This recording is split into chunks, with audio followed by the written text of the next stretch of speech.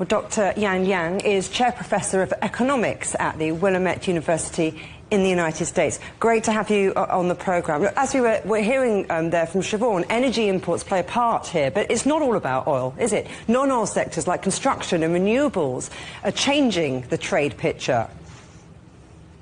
Yes, absolutely. Good to be with you, Juliet. So I think your reporter has done a great job outlining the relationships, the economic relationships between China and the Gulf states. And you're right. I think the trade is not just about oil. As you know, the Gulf states, many of them are trying to diversify their economies away from the fossil fuel revenues, right? Even though now these oil revenues do account for about 40% of the GDP. But when you look at the Vision 2030 by Saudis, they really want to diversify the economy towards more, tech, manufacturing, construction, tourism, and so on and so forth. So I think that really makes the cooperation very fruitful because China is able to help these countries to diversify the economy away from fossil fuel towards more renewable energies, technologies, constructions, and so on and so forth. And at the same time, as you mentioned, China does want to have these energy sources from these Gulf states, but also I think a lot more partnership when it comes to investment and technologies and so on and so forth.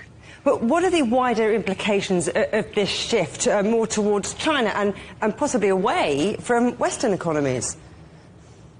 Right. So I think this has tremendous both geoeconomics but also geopolitical implications. As we know, these Western countries are traditional partners of the Gulf states, and the United States especially also provides, security guarantee. And that's why when delegation of the U.S. went to Gulf states in May, they did have large numbers of pledges of investments of Gulf countries to the United States. But at the same time, I think the rise of Asia and China especially really made the kind of pivot, I think, important for Gulf states as they try to diversify the economy, as they wanted to join the technological partnership with Asian economies. The oil exports of the Gulf states, now 85% of them go to Asia. And when you look at the Sovereign Wealth Fund investment in the first half of this year, out of the $56 billion deployed, 40% goes to Asia. So I think it's very important to see the geopolitical importance and economic importance of the rise of the Asia. And of course, a lot more diplomatic activities and connections are being built between the Gulf states and Asian economies. Do you think that this will lead to greater Gulf engagement with China-led forums like BRICS, like SCO and the AIIB?